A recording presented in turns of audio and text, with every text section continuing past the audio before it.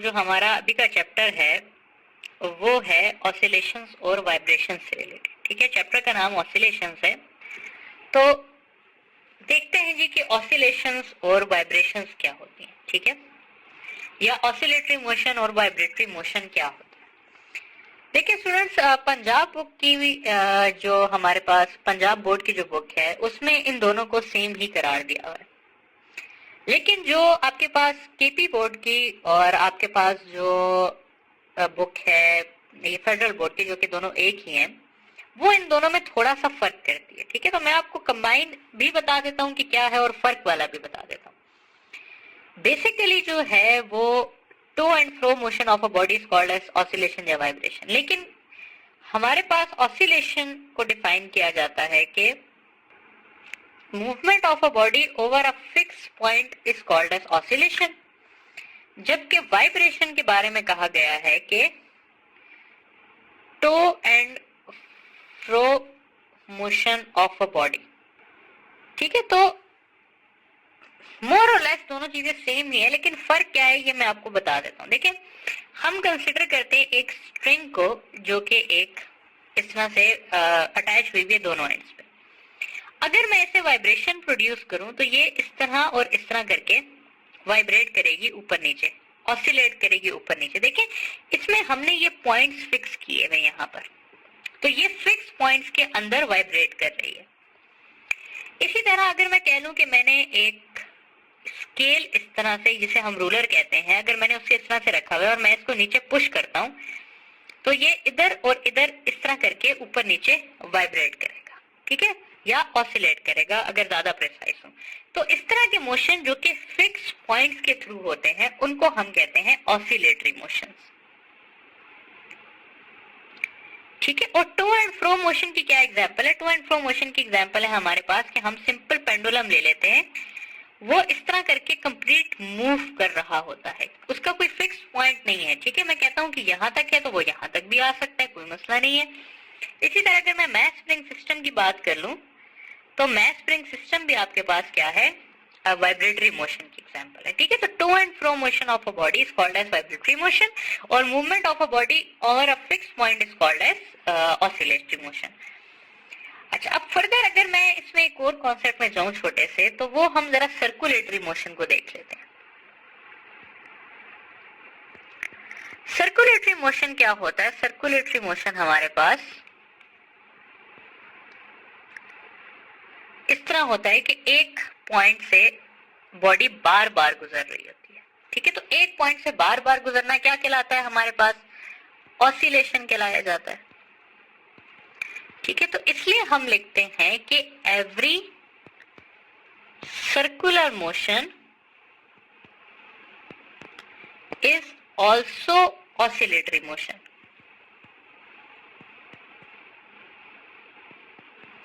but every oscillatory motion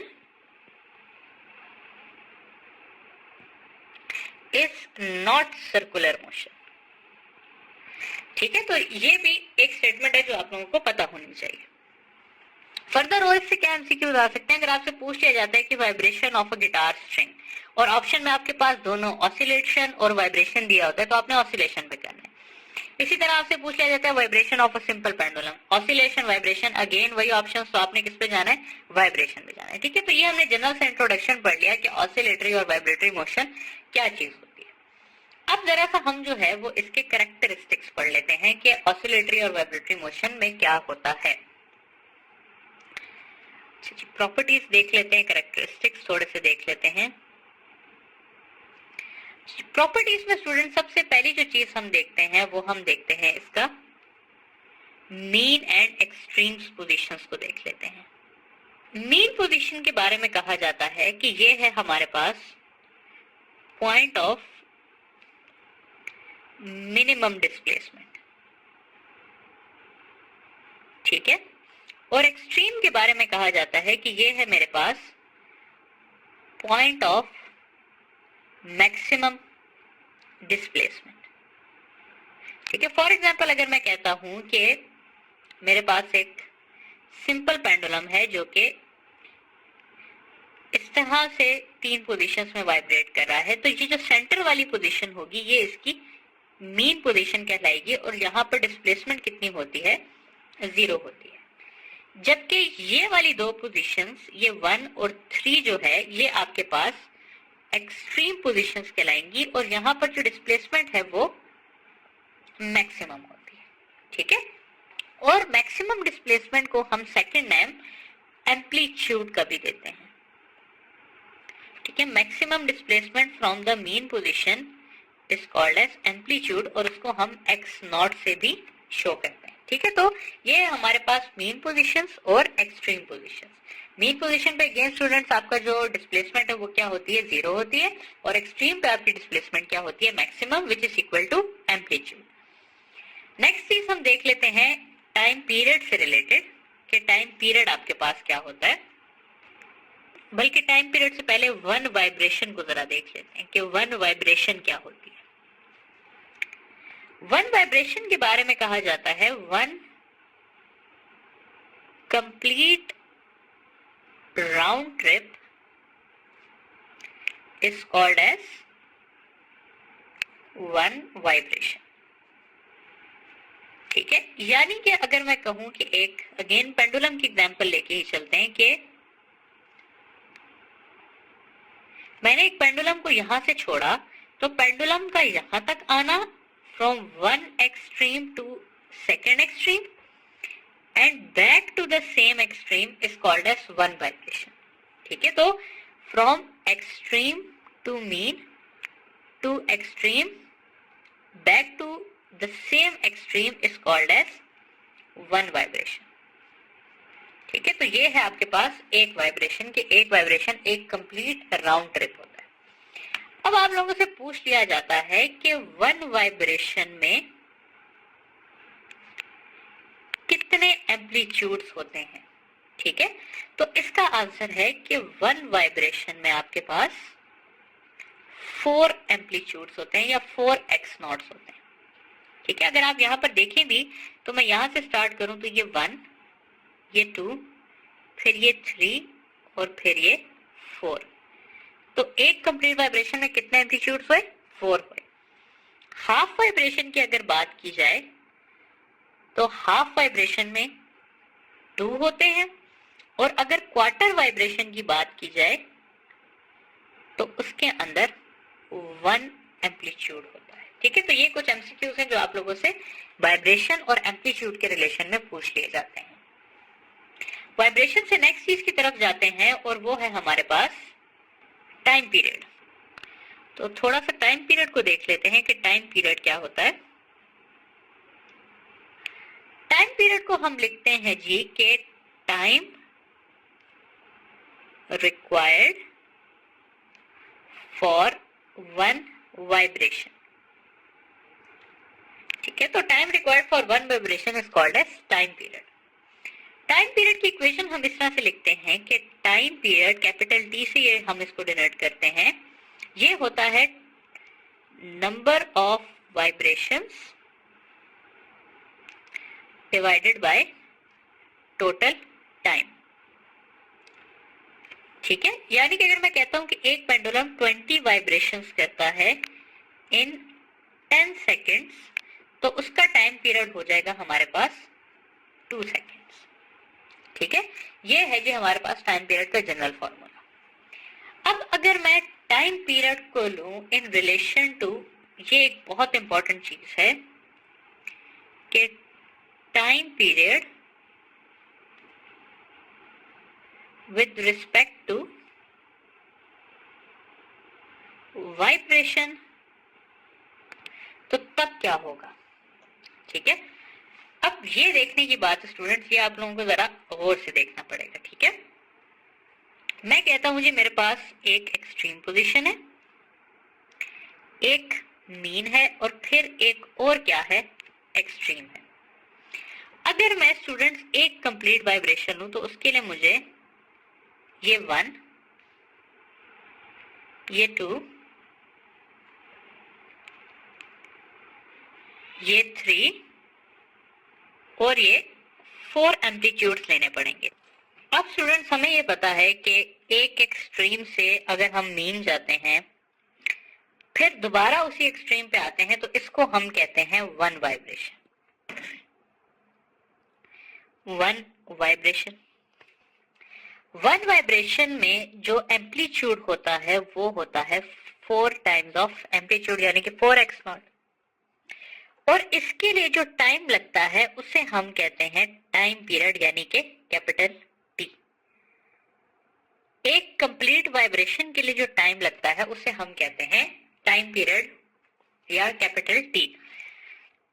अब मैं कहता हूं कि ये बॉडी हाफ वाइब्रेशन कवर कर रही है, यानी कि ये सिर्फ एक एक्सट्रीम से दूसरी एक्सट्रीम पे जा रही है, जैसा कि मैंने अभी ऊपर डायग्राम में शो किया हुआ है। तो अगर ये बॉडी हाफ वाइब्रेशन कवर कर रही है तो इसका मतलब है कि ये 2 एम्पलीट्यूड कवर कर रही है, और इसके लिए जो होता है वो होता है half time period. Time period का हाफ टाइम हो जाता है।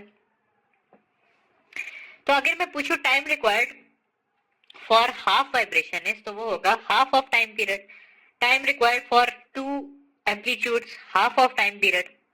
अब अगला सवाल मैं इस तरह से कर देता हूं चेंज, कि मैं कहता हूं कि अब बॉडी जो है वो 1/4 वाइब्रेशन कर रही है, यानी कि सिर्फ एक मीन से एक्सट्रीम जा रही है या एक एक्सट्रीम से मीन आ रही है, या वो सिर्फ एक एम्पलीट्यूड कवर कर रही है, तो उसका टाइम पीरियड हो जाता है T/4। ठीक है। अब थोड़ी सी स्टूडेंट्स इसमें से मजीद, यहां तक तो आप लोगों को जनरली भी पता होगा पहले भी कि भाई हाफ वाइब्रेशन का हाफ टाइम पीरियड होता है, क्वार्टर वाइब्रेशन का क्वार्टर टाइम पीरियड होता है।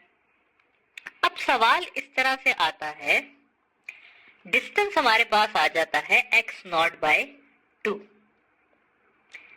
ये डिस्टेंस है x0/2 यानी कि एम्पलीट्यूड का हाफ। ठीक है।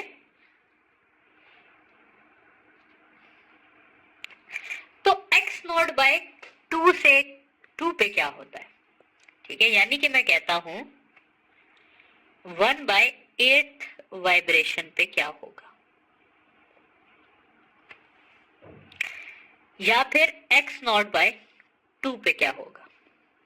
तो उसके लिए स्टूडेंट्स हमें 2 चीजें देखनी पड़ती हैं।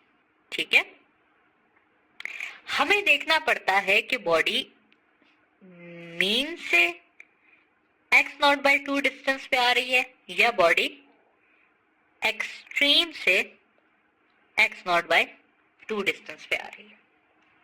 ठीक है, अगर बॉडी मीन से x0/2 डिस्टेंस पे आ रही होगी तो उसको टाइम लगेगा T/12 ऑफ टाइम पीरियड। यानी कि अगर बॉडी यहां से इधर आ रही है तो उसको टाइम पीरियड लगेगा T/12, या मैं कह सकता हूं कि मीन और x0/2 के बीच में टाइम पीरियड है T/12। और अगर हम एक्सट्रीम से देख रहे हैं तो एक्सट्रीम से इसका टाइम पीरियड होगा T/6। ठीक है, यानी कि ये जो इंटरवल होगा ये होगा T/6 का। ठीक है, फाइनली स्टूडेंट्स हम एक और डिस्टेंस देख लेते हैं जिसको हम कहते हैं x0/√2 डिस्टेंस। ठीक है, यानी कि वो डिस्टेंस मीन के थोड़ा करीब है। तो एट x0/√2 डिस्टेंस हमारे पास टाइम पीरियड T/8 हो जाएगा। ये फर्क नहीं पड़ता कि हम मीन से आ रहे हैं या हम एक्सट्रीम से आ रहे हैं। ठीक है, तो x0/2 डिस्टेंस पे टाइम पीरियड इस तरफ का भी T/8 हो जाएगा और इस तरफ का भी T/8 हो जाएगा। तो अब स्टूडेंट्स अगर ये सारी नॉलेज आपके पास हो तो मेरा नहीं ख्याल कि आप एम्पलीट्यूड और टाइम पीरियड से रिलेटेड कोई सवाल गलत कर सकते हैं या वाइब्रेशन और टाइम पीरियड से रिलेटेड कोई सवाल गलत कर सकते हैं। जैसे कि मैं आपसे पूछता हूं कि एक बॉडी मीन से एक्सट्रीम की तरफ जा रही है तो हाफ ऑफ द एम्पलीट्यूड पे उसका टाइम पीरियड कितना होगा। तो यहाँ पर लिखा हुआ है कि अगर एक बॉडी मीन से एक्सट्रीम की तरफ जा रही है तो x0/2 पे उसका टाइम पीरियड T/12 होगा। मैं कहता हूँ एक बॉडी एक्सट्रीम से मीन आ रही है और x0/√2 पे उसका क्या टाइम होगा, तो वो होगा T/8। हाफ वाइब्रेशन के लिए टाइम पीरियड कितना होगा, यहाँ पर लिखा हुआ है कि हाफ वाइब्रेशन के लिए टाइम पीरियड होगा T/2। तो ये चीज अगर आपको पता है तो इससे आप तमाम सवाल सॉल्व कर सकते हैं टाइम पीरियड और एम्पलीट्यूड से रिलेटेड। टाइम पीरियड से थोड़ा आगे जाते हैं और जरा फ्रीक्वेंसी के टॉपिक को देखते हैं कि फ्रीक्वेंसी क्या होता है। फ्रीक्वेंसी हमारे पास होती है number of vibrations completed in 1 second। ठीक है, फ्रीक्वेंसी के बारे में हम कहते हैं कि फ्रीक्वेंसी जो है वो है इनवर्स ऑफ टाइम पीरियड। ठीक है, या मैं इसको ऐसे भी लिख सकता हूं कि total time divided by number of vibrations. Frequency जो है वो एक स्केलर क्वांटिटी है और इसका SI यूनिट जो है वो है हमारे पास हर्ट्ज, जिसको हम Hz भी लिखते हैं। ठीक है, अब ये इसमें कोई मुश्किल चीज नहीं है, लेकिन यहाँ पर मैं आप लोगों को एक एडिशनल चीज बताना चाहता हूँ, वो है एंगुलर फ्रीक्वेंसी। क्योंकि फ्रीक्वेंसी और एंगुलर फ्रीक्वेंसी के बीच में स्टूडेंट्स जो हैं वो कंफ्यूज रहते हैं। एंगुलर फ्रीक्वेंसी जो होती है स्टूडेंट्स, वो हमारे पास होता है ओमेगा। ठीक है, या जिसे हम एंगुलर वेलोसिटी भी कहते हैं, और ओमेगा हमारे पास इक्वल होता है 2 पाई लीनियर फ्रीक्वेंसी के। ठीक है, तो एंगुलर फ्रीक्वेंसी और लीनियर फ्रीक्वेंसी डिफरेंट चीजें होती हैं, और अगर कभी आपसे एंगुलर फ्रीक्वेंसी के बारे में पूछा जाए तो आपने ओमेगा फाइंड करना है, आपने एफ फाइंड नहीं करना। ठीक है, तो ये है स्टूडेंट्स हमारा जनरल डिस्कशन अबाउट वाइब्रेशन और उसकी प्रॉपर्टीज के बारे में, जिसमें हमने एम्पलीट्यूड देख लिया, मीन और एक्सट्रीम्स को देख लिया, फ्रीक्वेंसी को देख लिया और एंगुलर फ्रीक्वेंसीज को देख लिया और प्लस टाइम पीरियड को देख लिया। ठीक है, तो अब हम जाते हैं अपने नेक्स्ट टॉपिक की तरफ, जो कि है सिंपल हार्मोनिक मोशन।